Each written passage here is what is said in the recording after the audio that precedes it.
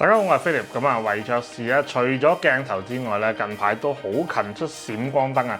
咁之前同大家介紹咗咧幾款嘅閃光燈啦，大家未睇嘅話咧，記得去睇下嗰啲片啊。咁今日同大家介紹咧，又係新嘅閃光燈，又係為爵士。大家開始條片之前咧，就 like、share、subscribe 出嚟啦，有咩意見下面留言俾我哋一齊傾下嘅。咁今日講呢一支咧，咦，好似好熟口面喎。咁啊，一支 vintage 款啦咁啊，之前同大家介紹過 Z1 噶啦，咁但係今次咧係出咗 Pro 版。咁究竟有咩唔同咧？今條片同大家去睇下呢個 Pro 版有啲咩嘅更新，有咩唔同啦。咁同大家講個 spec 先，咁本身呢隻 Z1 Pro 咧就有 M Mode 啦，同埋 TTL Mode 嘅。咁 Flash Power 就可以較好多級嘅，咁啊由 Full Power 啦，去到64/1都係可以嘅。咁而佢出 Full Power 嘅時候咧，就係24個 WS 嘅。咁佢嗰個1:1嘅時候，即係 Full Power 嘅時候咧，就1秒回電。咁呢個咧，即係相信都唔會太多人用到 Full Power 啩。咁但係如果真係用到 Full Power，就要留意翻佢係1秒回電一次啦。咁呢個都要注意。咁當然啦，即係其他 level 咧就回電快啲嘅。咁佢焦距咧就28mm 咁啊 fix 嘅，咁就佢咪冇得 zoom 嘅。咁但係咧就應該一般嚟講用得呢啲細燈咧就OK 噶啦。咁另外 flash duration 咧，咁呢個都幾重要嘅，因為有陣時我哋要靠佢咧去到 face 啲物體噶嘛。咁啊3000/1，咁啊去到咧50000/1嘅。咁而色咧就係6000K 上下就200K， 咁啊呢啲細燈通常都係大約都係咁噶啦。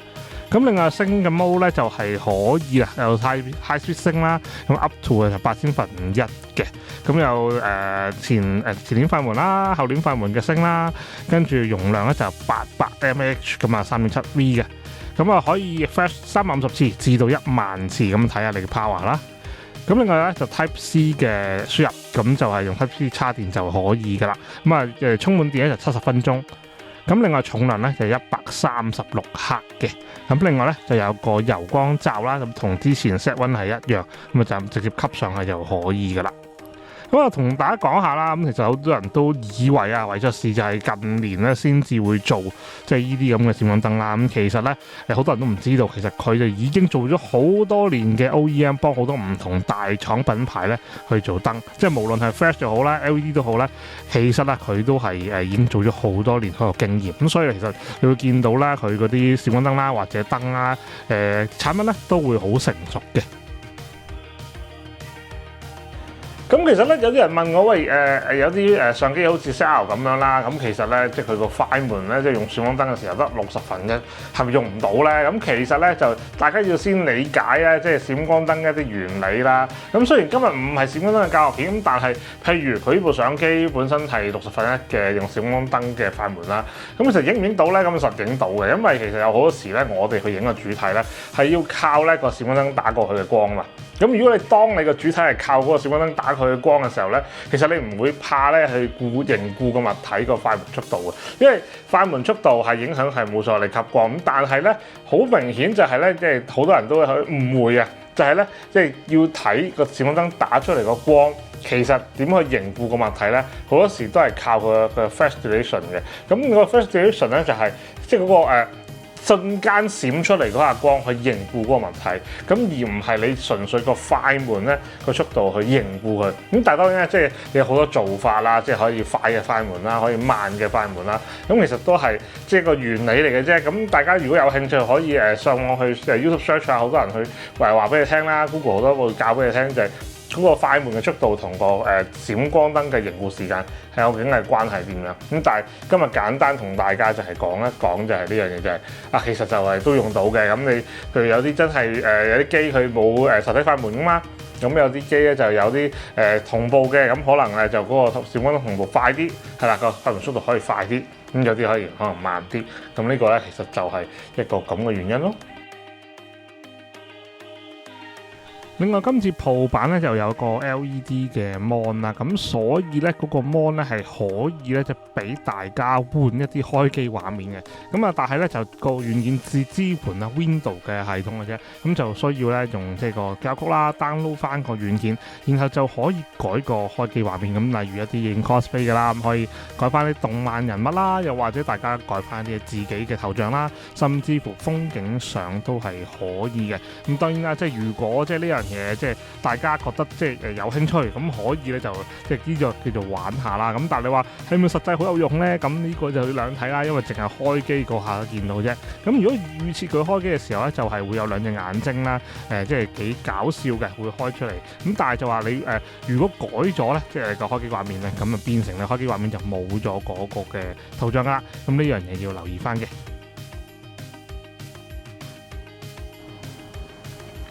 咁另外咧，今次咧因為即係叫做出咗去外地工作啦，咁所以咧就順便就經過咗即係一個景區啊，係啦，重慶一個好重點嘅景區，咁啊就係經過咁啱就幫一個喺路邊嘅小姐姐就影咗少少相啦，咁試下閃光燈，因為始終冇理由自拍噶嘛，係咪先？如果自拍嘅，即係應該大家都不太想喺自己自拍試閃光燈㗎啦，咁啊就問咗個小姐姐就係即係影咗啲咁嘅相啦，咁大家可以參考下。其實依家呢啲閃光燈咧，好多時點解會係即係以前我哋可能會係對閃光燈可能係要唔同角度啦，可能有跳燈啦、飛燈啦。咁但係其實而家好多時我哋有唔同咗，就係譬如佢哋好興嘅直打，即係我哋而家咁直打咧，就係一個即係而家興嘅一樣嘢啦。咁其實就睇下你點樣用咯。咁你話好似好似相片咁嘅情況，你後面真係背晒光嘅，你真係冇地方可以打，因為全部都係人嚟嘅。咁你真係唯有係咁樣去閃光燈，你冇得飛燈㗎嘛，係咪先？咁你就係直打，跟住就係用即係平衡個光啦，前後光咁你知啦。即係如果前面係唔夠光，咁後面又夠太光嘅話，就會黑晒喎。咁所以啲閃光燈就會有咁用處。咁當然啦，我相信好多觀眾咧用閃光燈都會厲害過我、勁過我嘅。咁我覺得咧，即係大家都可以咧有興趣都下邊留言分享下你嘅睇法。譬如你唔中意直打唔緊要嘅留言，譬如你覺得喂直打唔緊要啊，而家興啊嘛，咁唔緊要嘅。都可以喺下面留言一齊傾下，我都好想同大家討論下，即係大家睇閃光燈嘅用法係咪用到，或者而家興咧就 OK 咧？咁所以咧，其實呢類嘅閃燈咧嘅定位咧都幾即係有明確嘅，咁咧就係啱一啲咧，即係叫做大家去到一景區啦，即係做翻一啲咧想要翻環境光啦，又想咧前面人光啦。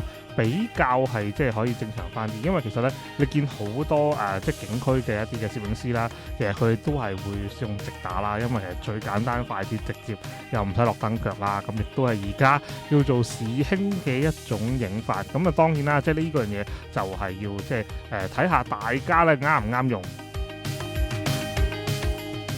咁希望今日即係簡單同大家去介紹呢支燈咧，第一條片咧，大家會中意啦。希望大家唔會失望，因為咧講閃光燈咧，即係會唔會講好多教學啊？咁啊，因為真係比較難啲，咁所以咧就簡單出條片同大家講下呢隻7 Pro 嘅一啲功能同埋一啲試做嘅相。希望大家中意，記得 like、share、subscribe 我嘅 channel，有咩意見下面留言俾我哋一齊傾下嘅。咁你下一次再有新嘅產品，再同大家去試下啦。下次再見，拜拜。